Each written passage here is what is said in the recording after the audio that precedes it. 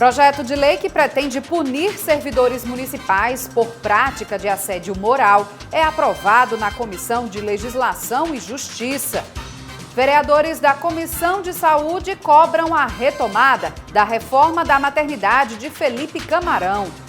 Servidores da Câmara são capacitados para a gestão de mídias sociais pela Escola do Legislativo. O senador Stevenson Valentim é o nosso entrevistado. Ele vai repercutir a chegada ao novo partido político, projetos do mandato no Senado Federal e a reforma da Previdência. Tudo isso e muito mais no Câmara Repórter desta segunda-feira, 9 de setembro de 2019.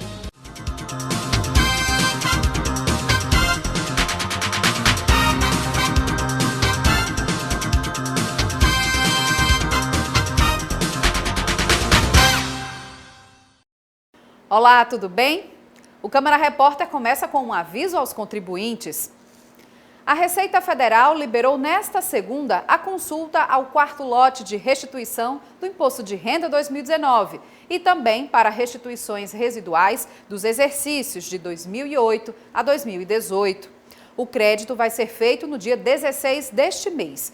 E para saber se o contribuinte tem direito ao benefício, basta acessar o site www.receita.fazenda.gov.br ou ligar para o Receita Fone no número 146.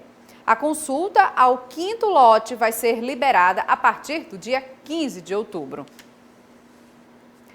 Segunda-feira é dia de atividades em várias comissões temáticas da Câmara Municipal. Na principal delas, a de Legislação e Justiça, os vereadores aprovaram um projeto de lei que pretende punir servidores municipais que pratiquem assédio moral.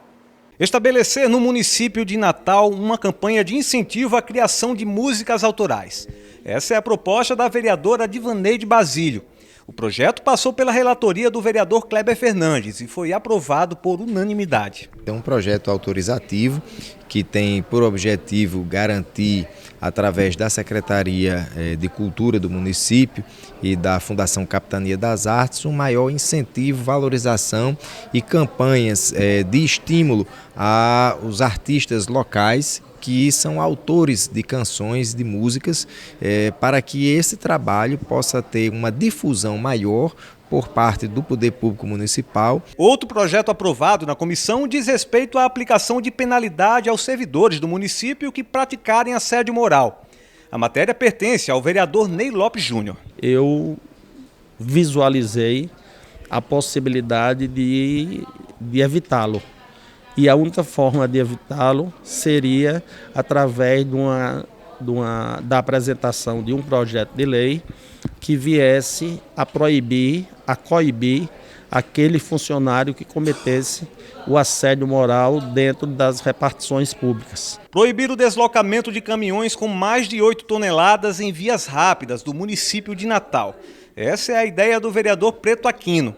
O projeto havia sido rejeitado pelo Executivo, mas os vereadores optaram pela derrubada do veto. Agradeço aqui o entendimento da Comissão de Justiça, que foi contrária ao veto, já visto que o objetivo do nosso projeto de lei é dar celeridade ao trânsito da nossa cidade, uma vez que o nosso projeto, o objetivo é proibir o tráfego de veículos com o peso acima de 8 toneladas, utilizar a faixa de velocidade, conhecida por todos, que é a faixa da esquerda. Outra matéria rejeitada pelo Executivo foi a da vereadora Nina Souza, que unifica a carreira dos agentes de trânsito e fiscais da STTU.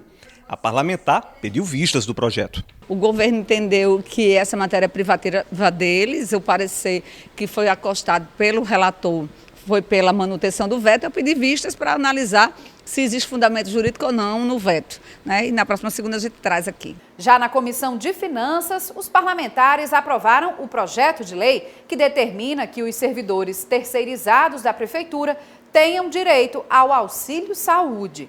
Na reunião, os vereadores voltaram a zerar a pauta da Comissão de Finanças. Um dos projetos aprovados foi o do vereador Preto Aquino. O texto determina a disponibilização de serviços de geriatria nos distritos de saúde de Natal. Nós que fazemos parte também da Comissão de Saúde, visitamos os locais de atendimento do SUS da nossa cidade e verificamos essa necessidade. Já visto que tem determinados locais da nossa cidade, principalmente da Zona Norte, que os atendimentos realmente carecem de uma atenção maior. Então, eu dei entrada nesse projeto de lei, espero que seja aprovado na sua totalidade e não só aprovado, seja realmente implantado para que assim os usuários que carecem tanto do atendimento hoje da nossa cidade possam realmente dizer que está com atendimento como realmente ele merece. Outra matéria aprovada foi a do vereador Dinardi Torres. A proposição estabelece determinações para a renomeação de vias e logradouros públicos de Natal. Um projeto muito importante que ele regulamenta a mudança dos nomes de ruas nas comunidades, nos bairros em si, e dessa vez com a participação popular, ou seja, com a participação do Conselho Comunitário, do Centro Social da comunidade, a comunidade dizendo, olha, nós queremos que essa rua tenha tal nome, de preferência alguém que foi importante dentro do bairro. Permitir que os servidores terceirizados da Prefeitura tenham direito ao auxílio saúde. Esse é o projeto de lei do vereador Fernando Lucena, também aprovado na reunião. Hoje existe um benefício na Convenção Coletiva de 2019 que garante uma assistência à saúde dos trabalhadores terceirizados. E eu estou colocando que isso tenha na lei. Quando a Prefeitura fazer uma licitação de terceirização, ela tem que colocar, exigir no edital que as empresas terão que cotar esse auxílio saúde.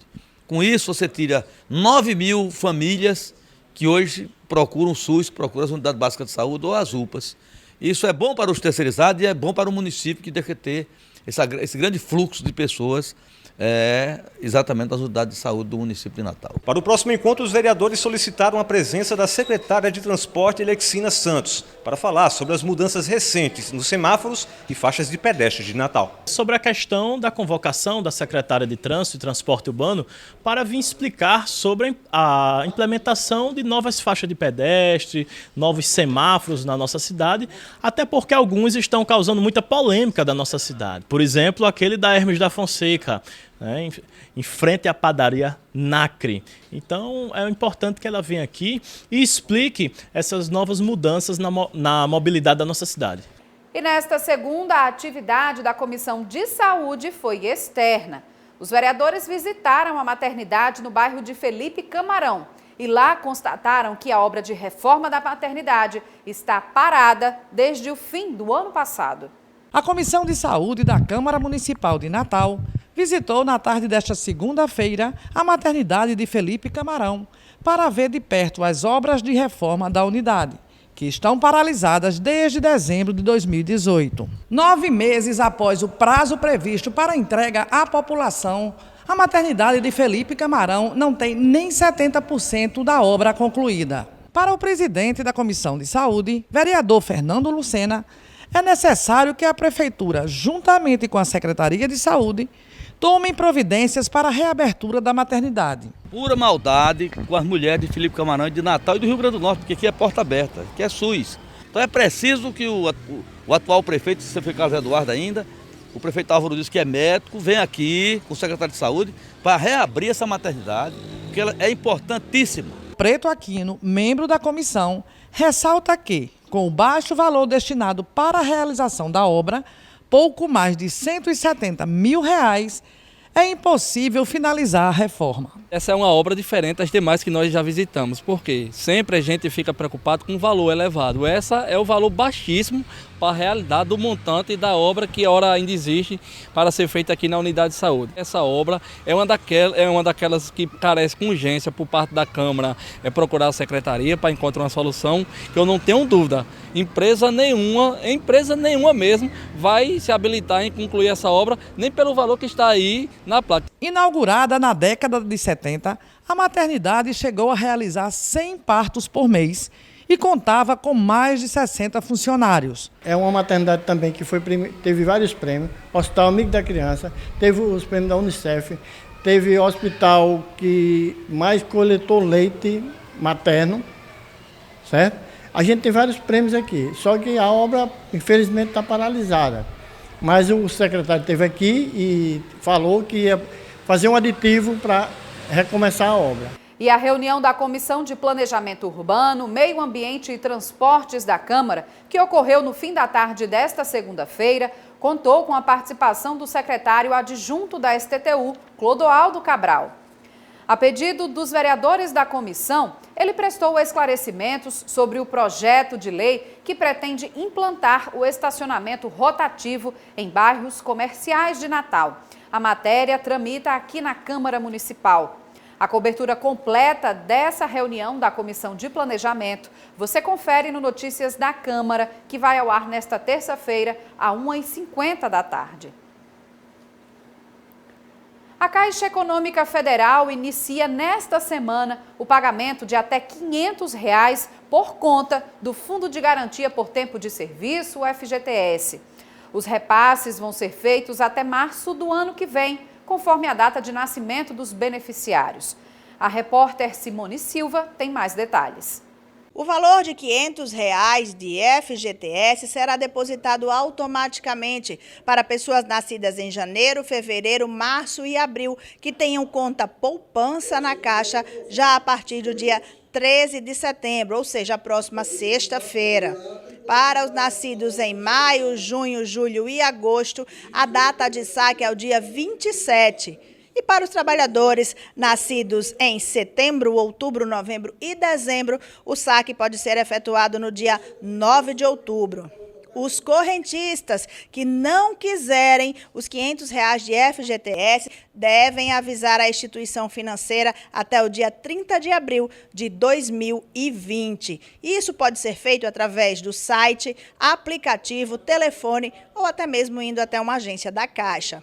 Segundo a instituição, 33 milhões de trabalhadores contarão com o débito automático.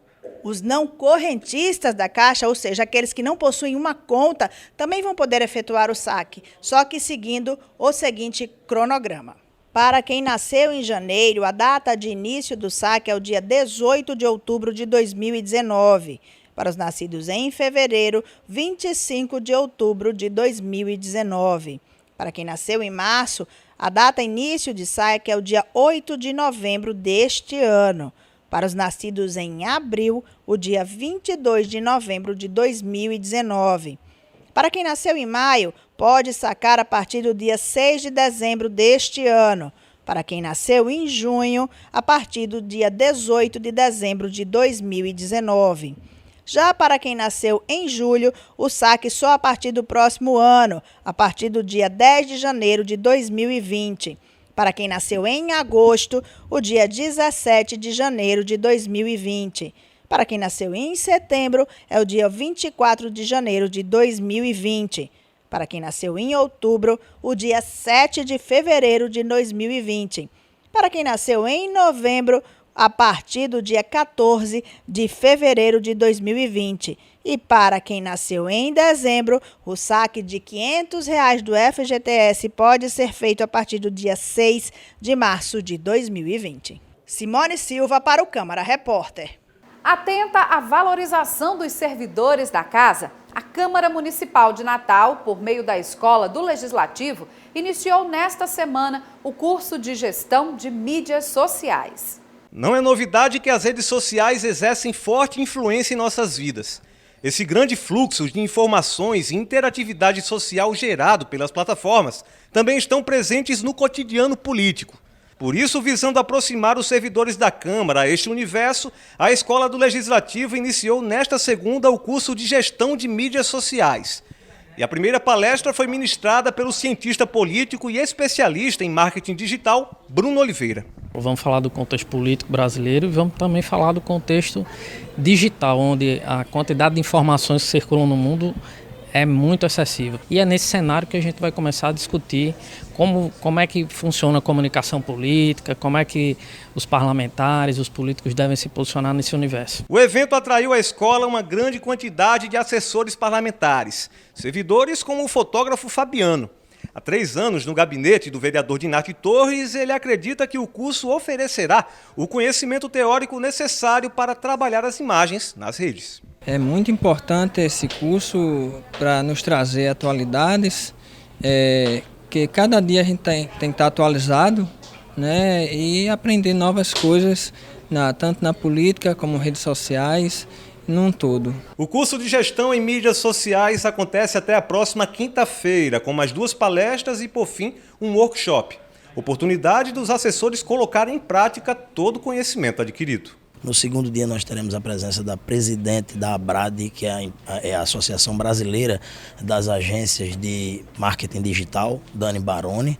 No terceiro dia nós contaremos com a presença de Ana Ruth, que vai conversar sobre gerenciamento de crises, que é também hoje uma coisa super importante. E para encerrar a gente vai ter a presença de Jeane Damas, um jornalista experiente que já fez assessoria para prefeito, para senador. Hoje ela é assessora de comunicação do presidente da casa, que vai falar exatamente disso, do que deve ser feito no âmbito das redes sociais para assessorar ao vereador. A nossa proposta é capacitar os servidores da casa, principalmente aqueles que estão nos seus respectivos gabinetes, de como também ampliar o conhecimento do seu vereador, das suas propostas para o público e a sociedade em geral. Os gabinetes de vereador devem estar muito atentos a essa questão da importância da comunicação, uma comunicação bem feita, uma comunicação atual, uma comunicação que leve realmente uma mensagem à população. Agora vamos falar de reforma da Previdência. O plenário do Senado começa nesta terça-feira a analisar a reforma da Previdência. As 2 propostas de emendas à Constituição, as chamadas PECs, que tratam do tema, terão a primeira sessão de discussão e a principal delas, que já passou pela Câmara Federal, pode ser votada ainda durante essa semana. A proposta traz novas regras para o acesso à aposentadoria e pensões, para o cálculo do benefício e também para as alíquotas de contribuição. Também contém regras de transição para trabalhadores em atividade. Uma série de mudanças propostas pelos senadores foram compiladas em um segundo texto, a chamada PEC paralela. Entre os dispositivos desta PEC paralela estão a inclusão de estados e municípios, a previsão de novas receitas para a Previdência e ainda uma revisão das intervenções da PEC original sobre benefícios assistenciais. Ambas as PECs estão prontas para serem votadas em primeiro turno. E ainda sobre a reforma da Previdência e outros assuntos, você vai conferir uma entrevista com o senador Stevenson Valentim, do Podemos. Mas aguarde aí, é logo depois do intervalo.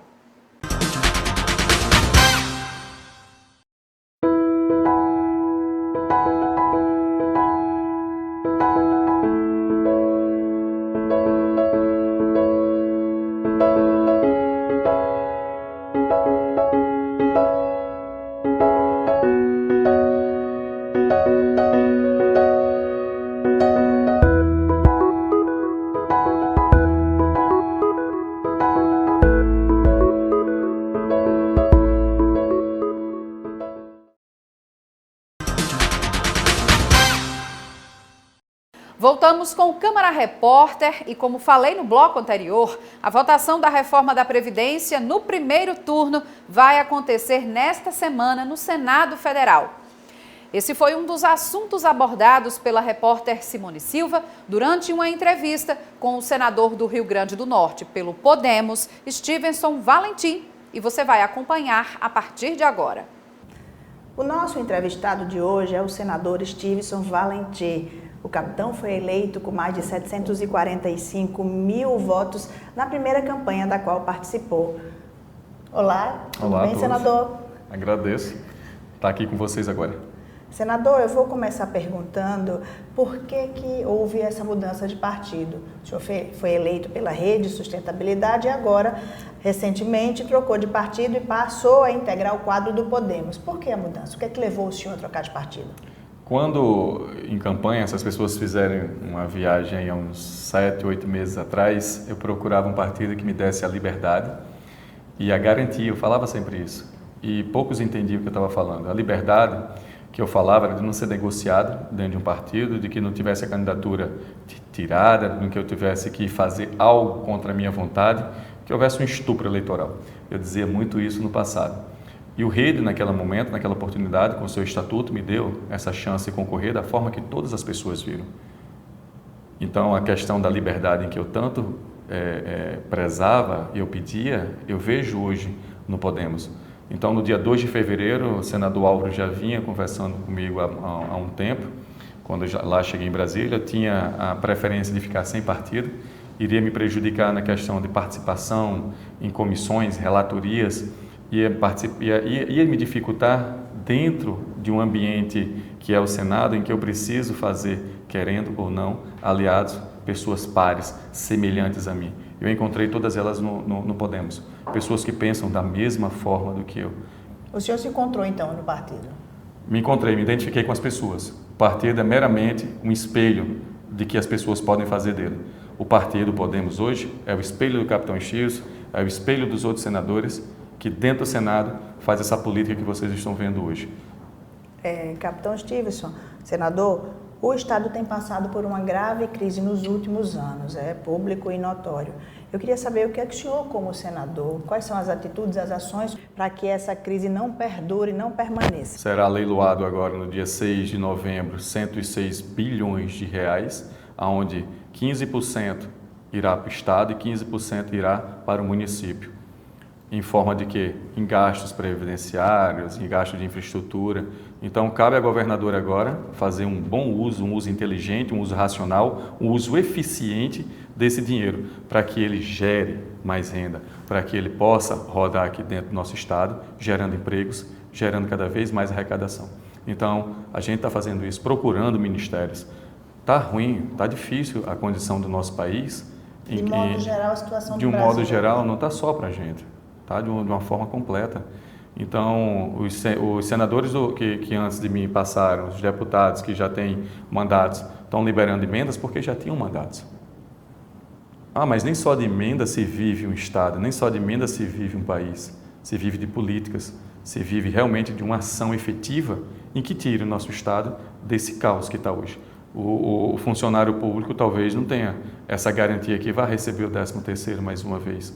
Hoje a gente está no desequilíbrio previdenciário que atinge municípios, como você viu em Bento Fernandes, sim, como você está vendo aqui no nosso estado. Então, é uma necessidade, já falando de previdência, que os estados e municípios entrem na reforma da Previdência. É uma necessidade, não é uma escolha, não é uma opção partidária ideológica, é uma necessidade, uma sobrevivência das pessoas que precisam, das pessoas que estão aposentadas, das pessoas que necessitam desse equilíbrio previdenciário, porque não tem mais condições de quem está trabalhando, não está pagando quem está aposentado, não está fechando essa conta.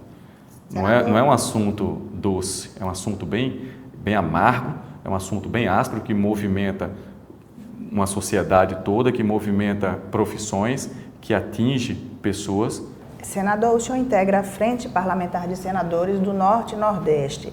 Quais são as pautas comuns? Quais são os pedidos que a frente tem conseguido protocolar com o governo federal?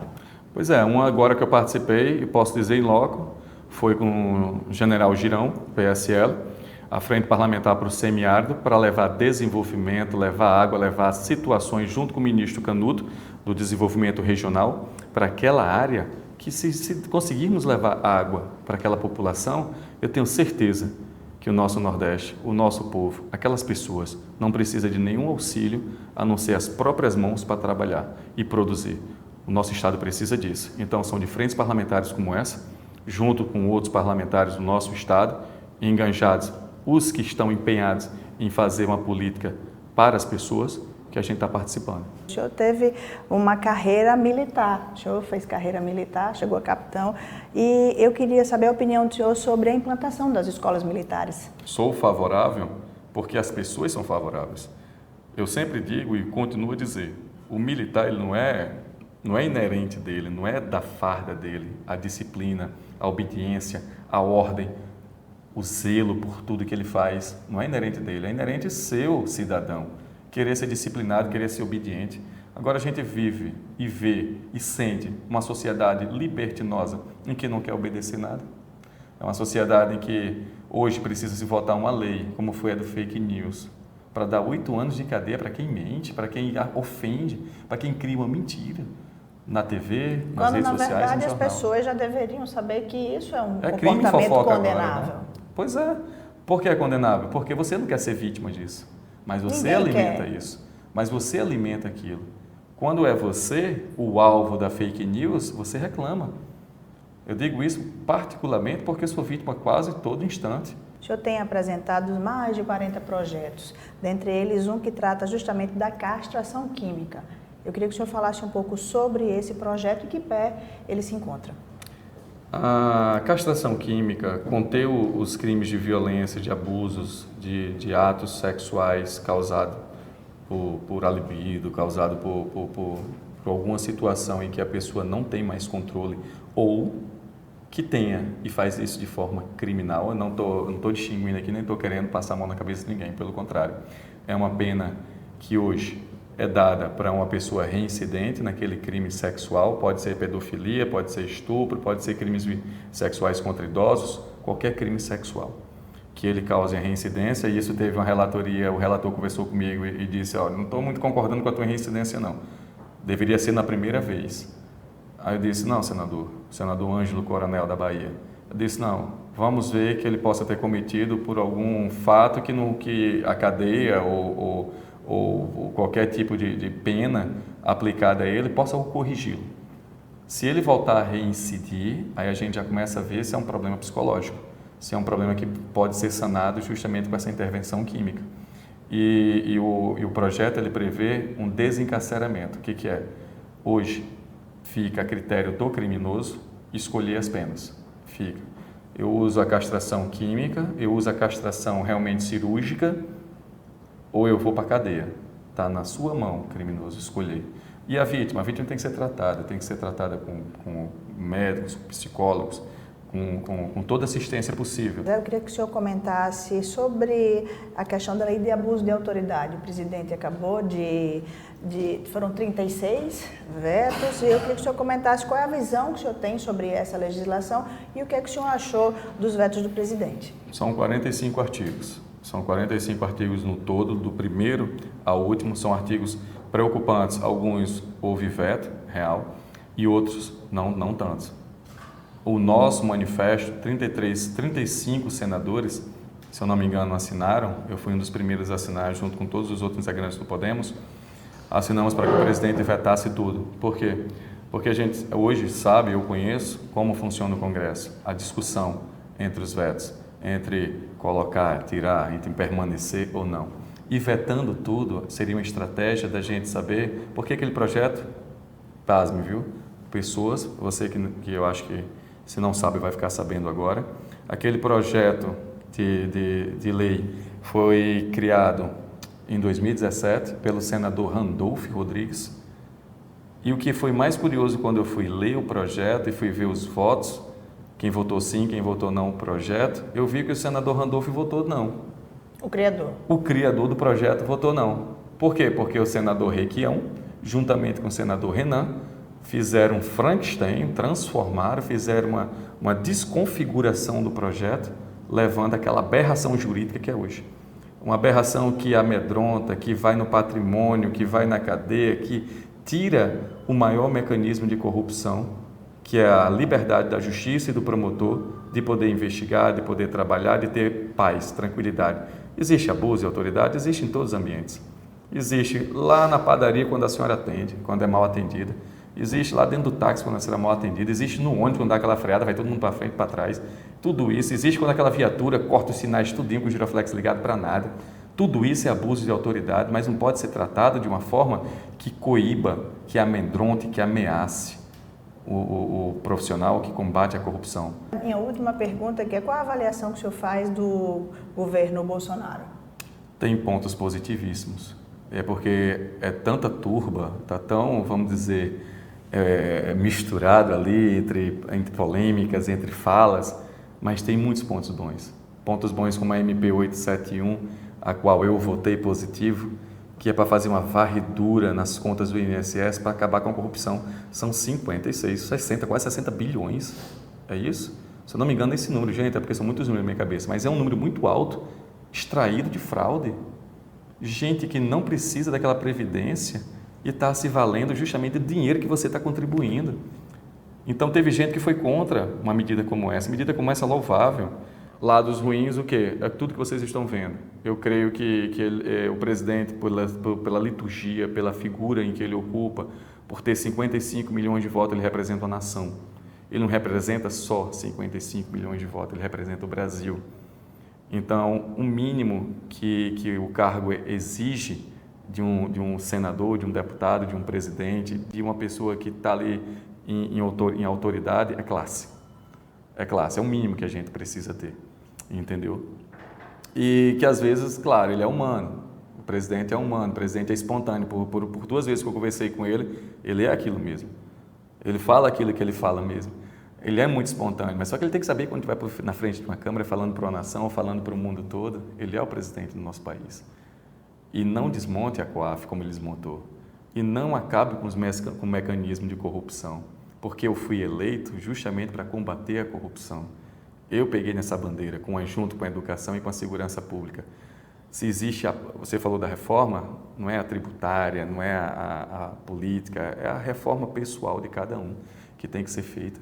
Nós conversamos com o senador Estílio Valentim. Obrigada e tchau, até tchau, a gente. próxima. E essa edição do Câmara Repórter fica por aqui. A você que nos acompanha, obrigada pela audiência. E a gente volta a se encontrar nesta terça-feira, às 20h30 da noite. Até lá!